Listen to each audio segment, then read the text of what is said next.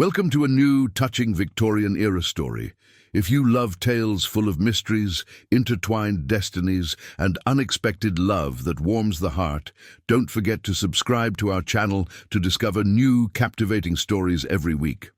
Also, activate the notification bell so you don't miss any of our moving narratives. Rain beat furiously against the carriage windows as it jolted along the muddy Yorkshire roads, and Claire Pemberton nervously clasped her gloved hands on her knees. Her blue silk travelling dress, carefully chosen to make a good impression on her future in-laws, was now wrinkled after these long hours on the road. At 22, Claire was a young woman of delicate beauty, with golden chestnut hair and green eyes sparkling with intelligence. But at this moment, those eyes reflected mainly the apprehension that had been knotting her stomach since her departure from London. She was going to marry Lord Frederick Worthington, heir to the Earl of Blackwood, a man she had only met 3 times at London receptions. Their union had been arranged by their respective families, an advantageous alliance for both houses. Claire felt no particular sentiment for her future husband, but she had accepted this marriage of convenience as her duty as an obedient daughter. "Miss," the coachman suddenly said, knocking against the partition, "we're approaching a manor. It must be your fiancé's." Claire looked out the window and indeed saw an imposing residence rising through the autumn mist, but something troubled her. The manor she glimpsed didn't correspond at all to the description Lord Frederick had given of Blackwood Manor. This building was older, darker, with Gothic towers that thrust toward the grey sky like accusing fingers. The carriage stopped before a stone steps worn by time, and Claire descended with the coachman's help, who quickly unloaded her baggage before departing under the beating rain. She found herself alone facing the imposing carved oak door, her heart beating with growing anxiety. She pulled the bell and waited, listening to the echo of her steps on the wet flagstones. After a few moments that seemed like eternity, the door opened to reveal an elderly butler with a severe but benevolent face. "Miss?" he asked, examining her with curiosity. "I am Claire Pemberton," she announced, trying to master the trembling in her voice. "I've come for my marriage to Lord Frederick Worthington. I believe there has been an error, as this manor doesn't resemble the description I was given of Blackwood Manor." The butler frowned, visibly perplexed. "Miss, I fear there has indeed been an error. You are at Ravenshollow Castle, estate of His Grace Duke Alexander Thornfield. There is no Lord Frederick Worthington here." Claire felt the ground give way beneath her feet. She was in the wrong place, alone, without transportation, and night was falling quickly. "Oh my God," she murmured, raising her hand to her throat. "What shall I do? The coachman has left, and I don't know the region." The butler, touched by the evident distress of this young lady, stepped aside to let her enter. "Please, miss, come in out of the weather. We'll find a solution to your problem. I'll inform His Grace of your situation." Claire entered a sumptuous entrance hall, with walls adorned with ancient tapestries and portraits of noble lords with sombre gazes.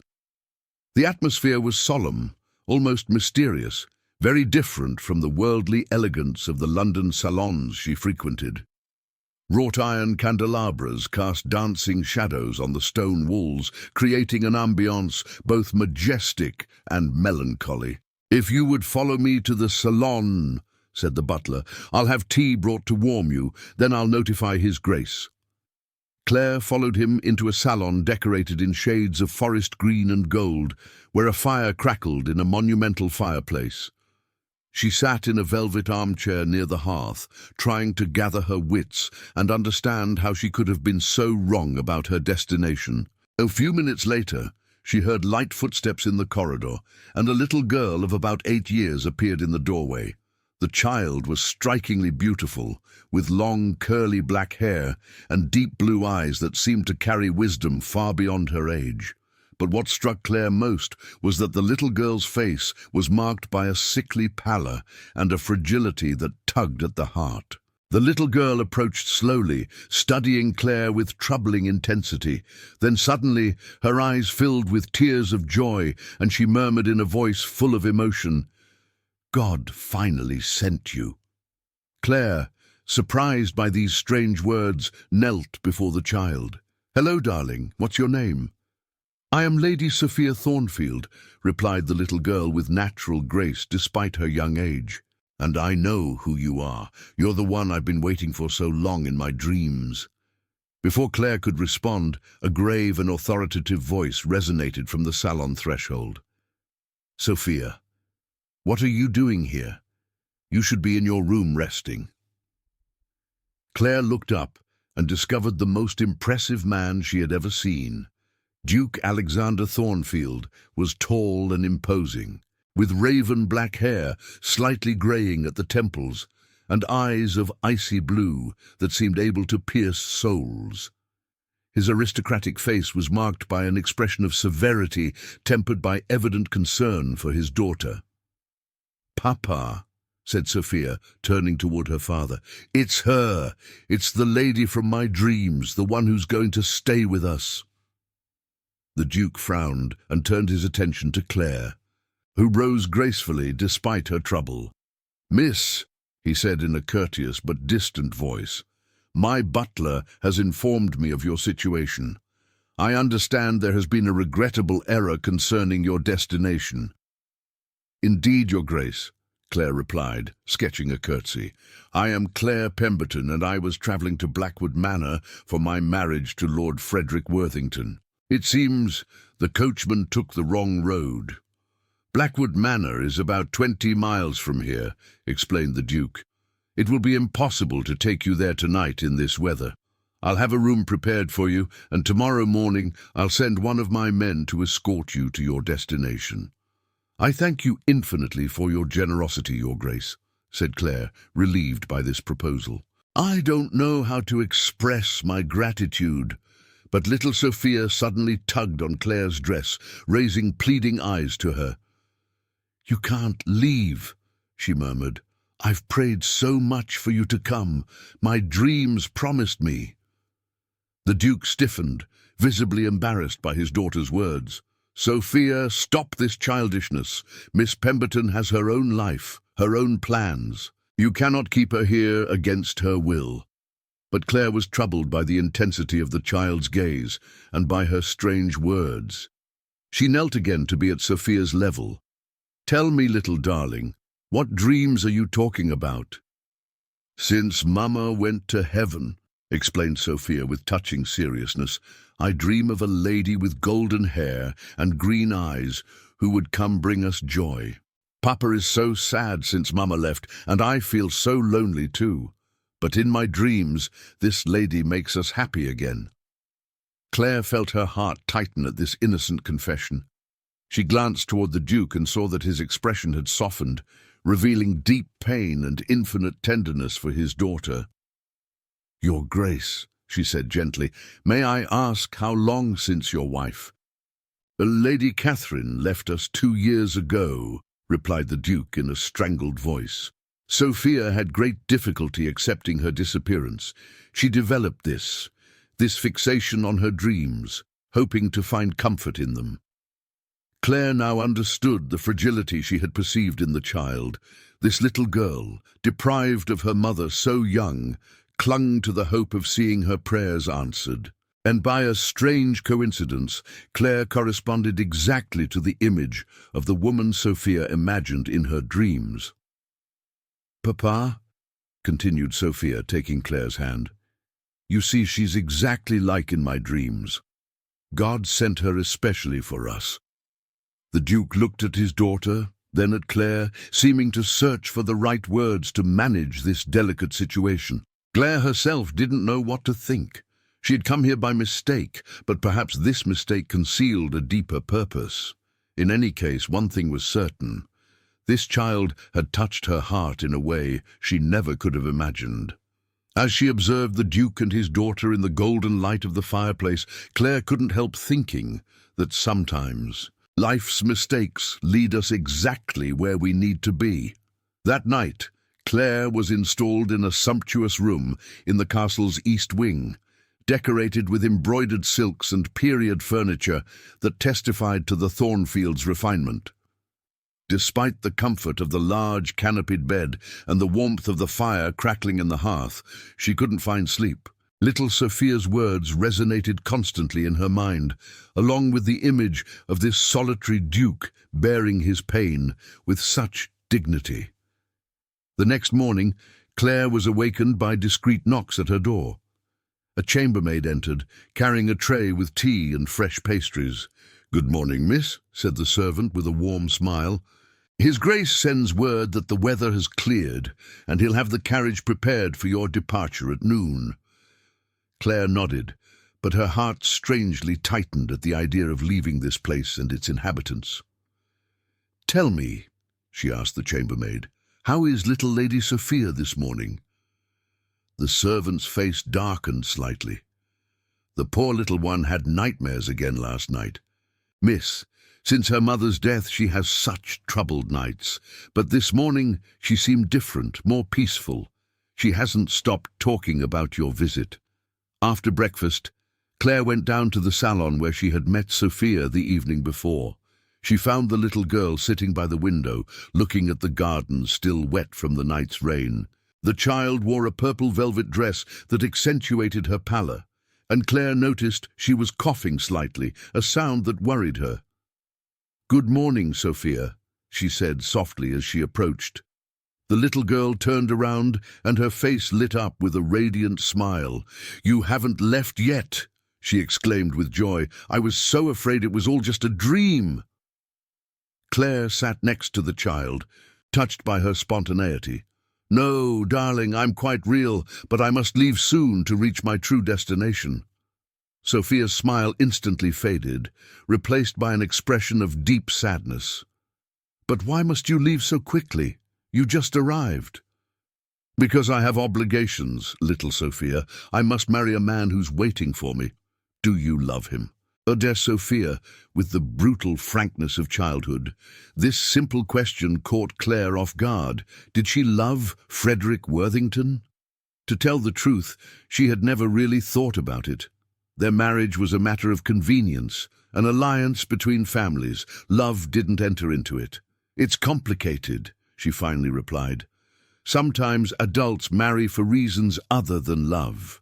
Sophia frowned her little brows, thinking intensely. "Mamma told me before leaving that love was the most important thing in the world.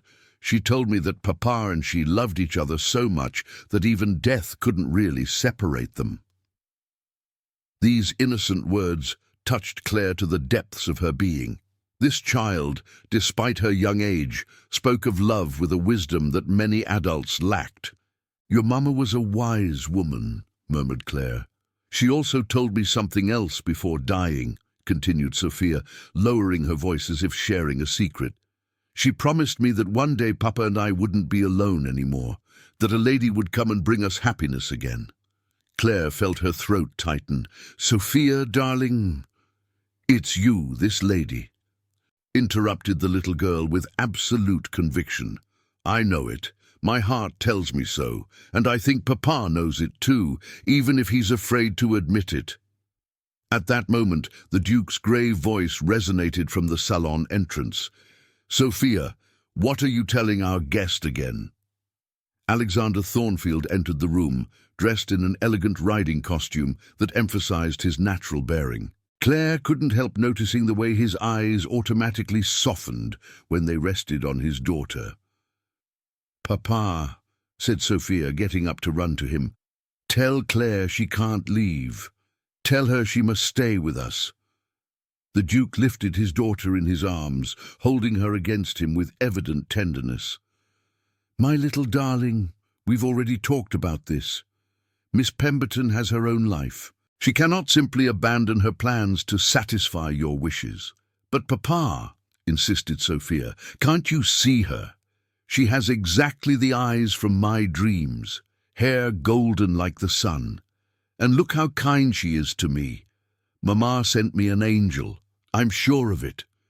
Claire observed this scene with mixed feelings. This child's devotion touched her deeply, but she couldn't ignore her responsibilities. Frederick was waiting for her. Their families had organized this marriage. Contracts had been signed. "Your Grace," she said, rising, "I think it would be better if I left now. The longer I stay, the more difficult it will be for Sophia." The Duke nodded, though she thought she detected a certain reluctance in his gaze. "You're right, miss. The carriage is ready." But Sophia suddenly began to cry, clinging desperately to her father's neck. "No, Papa, please, don't let her leave. I've been so lonely, so sad, and now that she's here, everything seems possible again." Claire felt her heart break at the child's grief. Without thinking, she approached and gently stroked Sophia's dark hair. "My little darling, listen to me. I promise you that even if I leave today, I'll come back to see you. You won't be alone." Sophia raised hopeful eyes to her through her tears. "Do you really promise?" "I promise you," said Claire with conviction, surprised herself by the sincerity of her own words.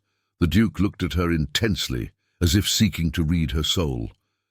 "Miss Pemberton, you must not make promises you may not be able to keep." "I always keep my promises, Your Grace," replied Claire, meeting his gaze, "especially those made to a child." An hour later, Claire was getting into the carriage that was finally to take her to Blackwood Manor. Sophia and her father stood on the steps to say goodbye. The little girl had stopped crying, comforted by Claire's promise, but her small, pale face broke the young woman's heart. As the carriage drove away, Claire turned to look at Ravenshollow Castle one last time. She saw Sophia waving from her bedroom window and the Duke, motionless and solitary on the steps, watching the carriage disappear around the bend in the drive. During the journey to Blackwood Manor, Claire couldn't stop thinking about this extraordinary encounter. This child had awakened maternal feelings in her that she didn't know she possessed. And the Duke. There was something in his gaze, in his way of bearing his pain with such nobility, that had deeply troubled her. When she finally arrived at the Worthingtons, Frederick welcomed her with evident relief, but also a certain coldness. "Claire, finally! We were worried sick. Where on earth had you gone?" "There was an error with the coachman," she explained. "I had to spend the night in another manor waiting for the weather to calm." Frederick frowned. "Which manor?" "Ravenshollow Castle with Duke Thornfield," Claire replied, immediately noticing the change in her fiancé's expression. "Thornfield," Frederick repeated with a nuance of contempt in his voice. "That sinister hermit who lives locked up in his castle since his wife's death. They say he's become completely wild. I hope he didn't bother you." Claire felt inexplicable anger rise in her. Duke Thornfield showed himself to be perfectly courteous and generous. "Without his hospitality, I would have spent the night in the rain." "Of course," said Frederick in a condescending tone. "In any case, here you are, safe and sound. That's what matters. Come, my mother is waiting for you to discuss the final details of the wedding."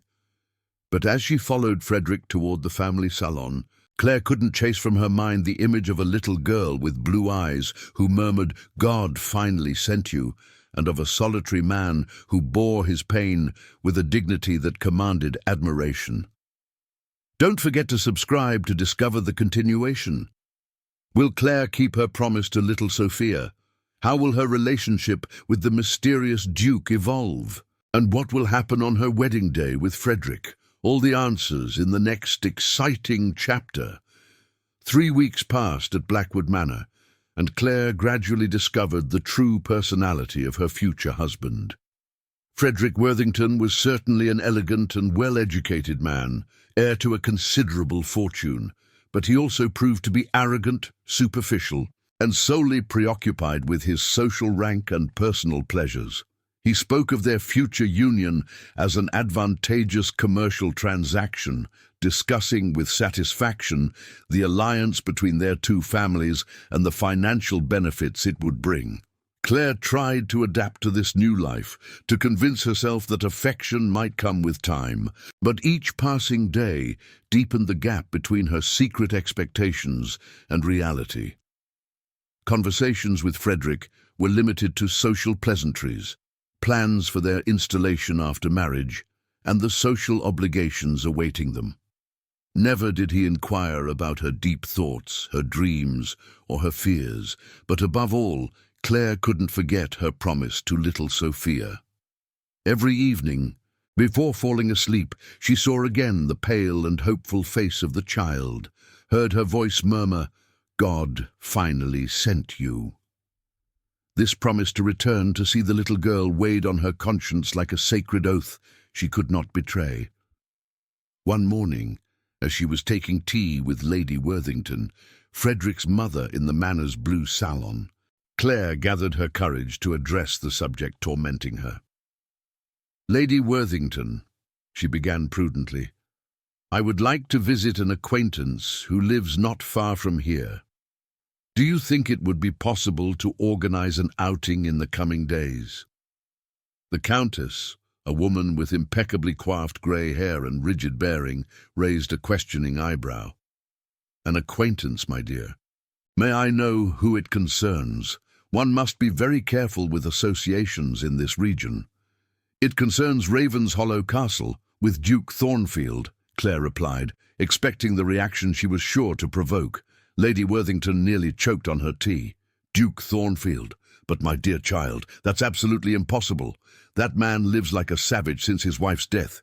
He receives no one, and participates in no social life. Moreover, his reputation is, let's say, tainted with mystery. Strange things are said about that castle." "What sorts of things?" asked Claire, intrigued despite herself. "Oh, stories of servants who speak of unexplained noises at night, of the little girl who claims to see her dead mother's spirit, of the Duke who wanders the corridors until dawn. Really, my dear, these are not suitable people for a future countess." Claire felt a wave of indignation wash over her. "Lady Worthington, with all the respect I owe you, Duke Thornfield showed himself to be perfectly courteous during my forced stay in his castle, and his daughter is an adorable child who simply suffers from the loss of her mother." "My dear Claire," intervened Frederick, who had just entered the salon having heard the last exchanges, "Mother is right to warn you. Thornfield is a finished man, consumed by grief and probably alcohol.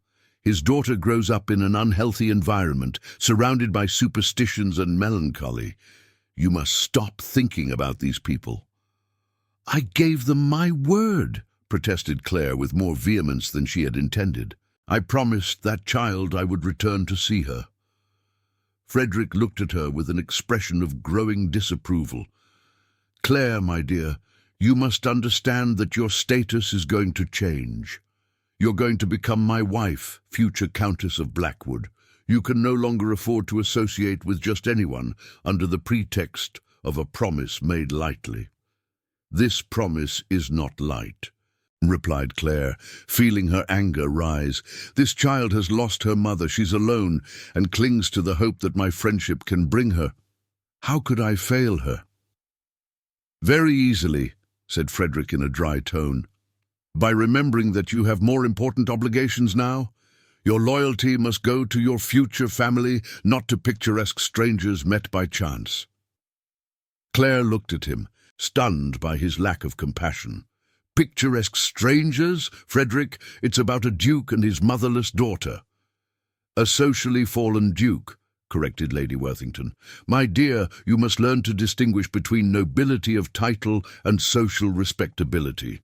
Duke Thornfield may have blue blood, but he's no longer received anywhere since he withdrew from the world." Claire stood up abruptly, unable to bear this conversation any longer. "Excuse me," she said in a tense voice. "I need some air." She left the salon precipitately, leaving behind Frederick and his mother, who exchanged knowing looks.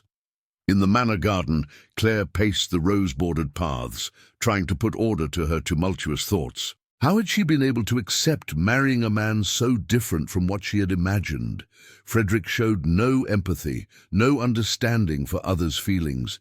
His mother was even worse, governed only by social conventions and appearances, and they wanted her to abandon a child who had placed her trust in her. That evening, as she brushed her hair before going to bed, Claire made a decision that would change the course of her life. She couldn't marry Frederick Worthington, not just because of her promise to Sophia, but because she now realized she could never be happy with a man who didn't understand the value of compassion and honor. But how to announce this decision, how to break an engagement days before the wedding, when everything was organized? Invitations had been sent, contracts had been signed.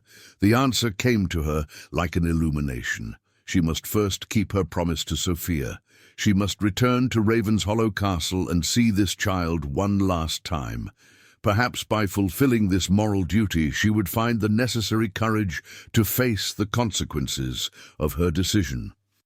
The next morning, taking advantage of Frederick being out hunting with his friends and Lady Worthington visiting a neighbour, Claire had a horse saddled and left alone for Ravenshollow Castle. She had left a note explaining she would return in the afternoon without mentioning her true destination. The journey seemed both interminable and too short. As she approached the castle, her heart beat faster, not only at the idea of seeing little Sophia again, but also, she had to admit, at the prospect of seeing Duke Alexander again.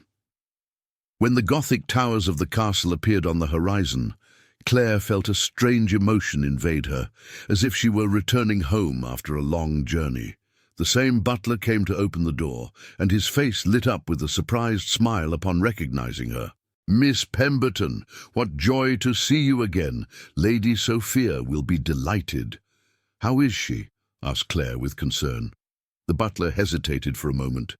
"Less well, I fear. She has coughed a lot these last times, and she seems more fragile. But your visit will certainly lift her spirits." Claire was introduced into the family salon, smaller and more intimate than the grand reception salon. A few minutes later, she heard hurried footsteps on the stairs, and Sophia burst into the room, her pale face illuminated with pure joy.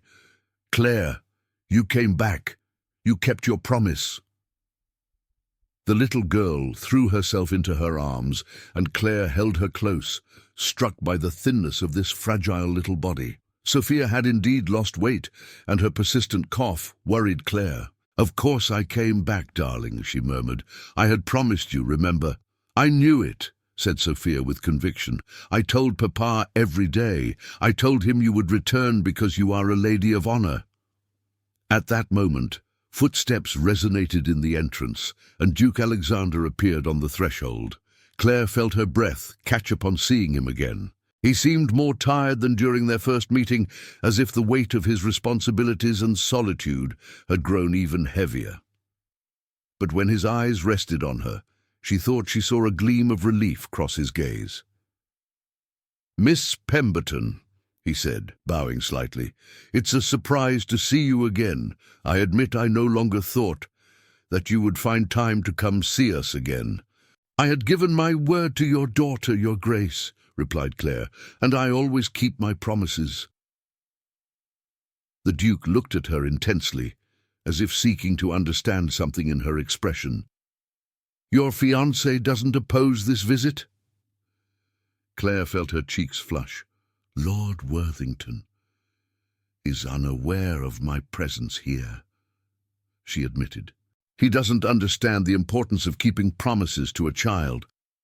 Sophia, who hadn't let go of Claire's hand, raised worried eyes to her. "You're going to get married soon." Yes, in a few days," replied Claire, her throat tight. "But you can't," protested Sophia vehemently. "Not if your fiancé doesn't like you coming to see us. Mama always told me you should only marry someone who truly understands you."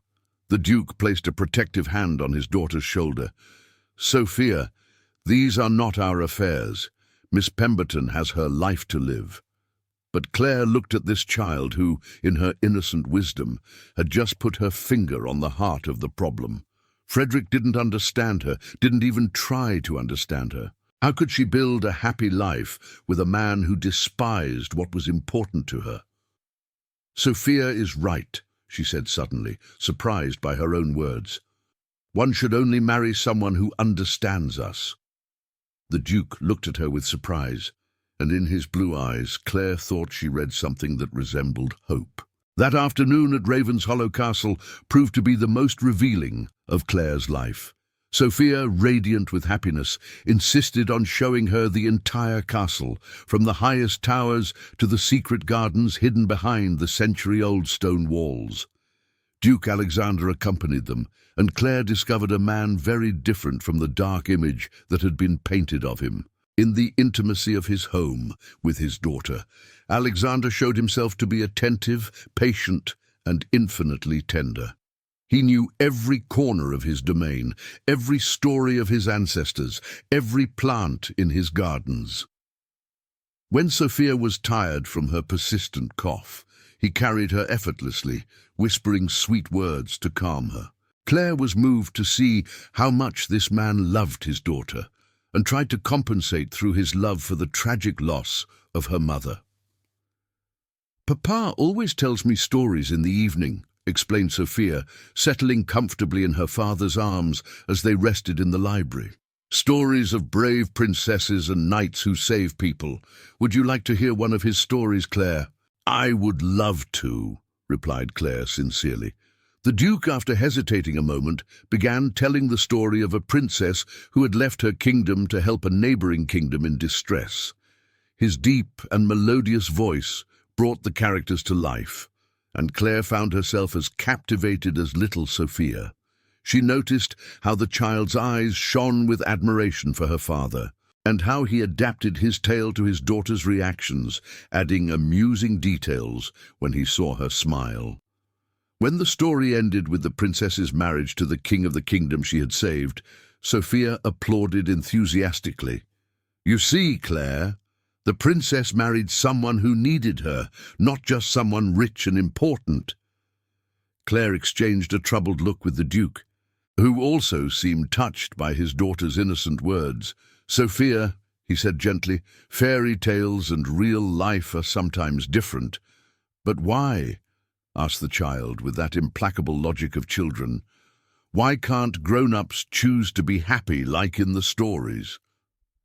This question remained unanswered, but it resonated in Claire's mind all afternoon.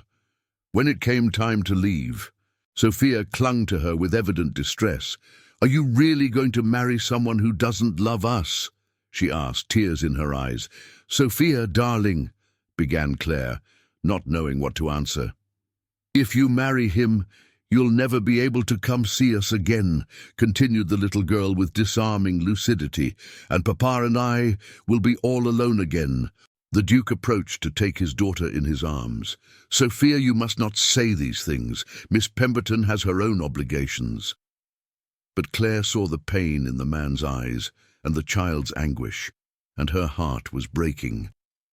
How could she abandon these two beings who so desperately needed love and feminine presence in their lives? "Your Grace," she said suddenly, surprised by her own audacity, "may I speak with you privately before I leave?" The Duke entrusted Sophia to her governess and led Claire to his study, a masculine room with walls covered in ancient books and geographical maps. A woman's portrait reigned above the fireplace, undoubtedly the late Duchess, and Claire was struck by her beauty and the gentleness of her expression. "Your Grace," began Claire, her hands trembling with emotion, "I must confess something to you. I didn't come here today only to keep my promise to Sophia." Alexander looked at her intently, waiting for her to continue. "I came because since I left here, I can't stop thinking about your daughter and you. My fiancé and his family find my promise to Sophia ridiculous and inappropriate. They reproach me for being interested in people they consider socially inadequate." The Duke stiffened. "I see," And you share their opinion? No, exclaimed Claire with passion. It's exactly the opposite. Knowing you and Sophia, I've realized what's missing in my relationship with Frederick. There's no mutual understanding, no compassion, no real connection between us.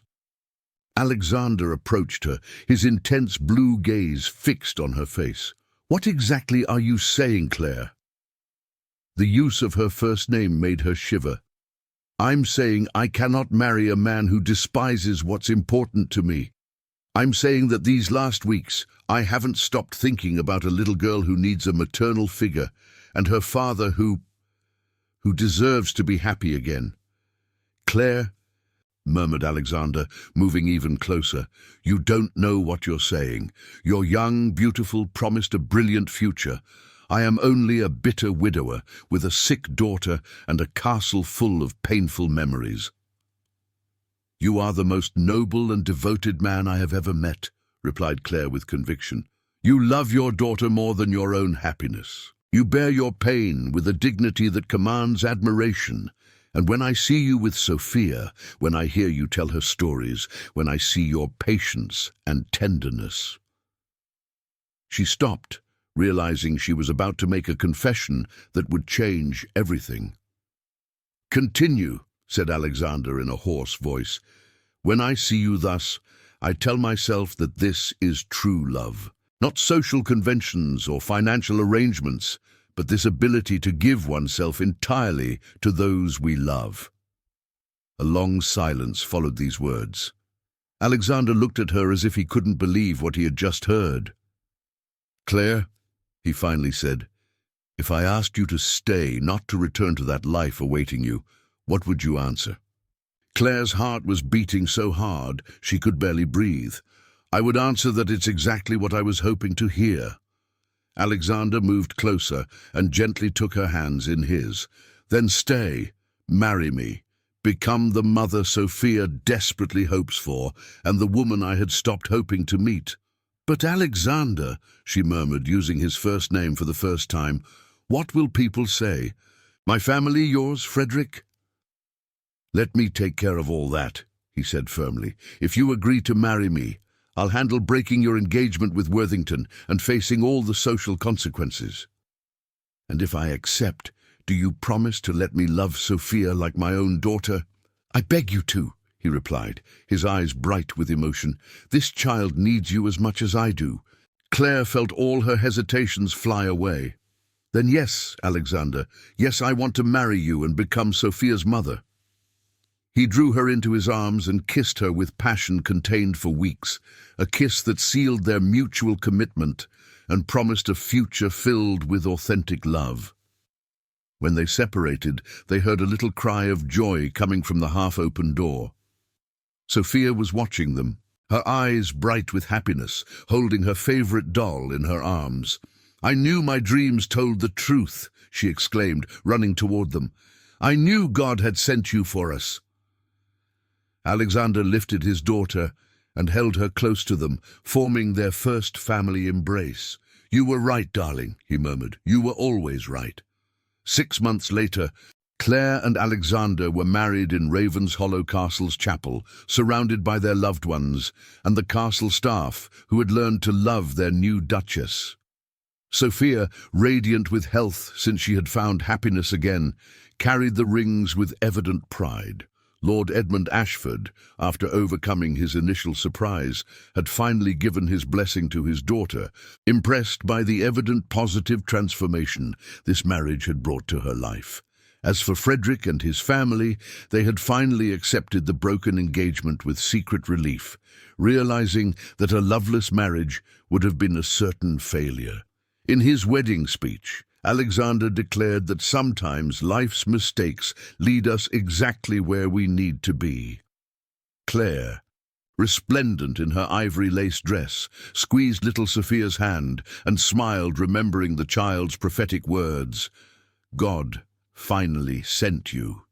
For indeed, what had begun as a destination error had proven to be the path to true happiness, proving that authentic love always finds its way, even by the most unexpected routes. Thank you for following this magnificent story of love and destiny. If you enjoyed discovering how a mistake can lead to true happiness and how a child's love can transform lives, don't hesitate to subscribe to our channel for more touching Victorian-era stories. Activate the notification bell and share in the comments which story you'd like to see next time.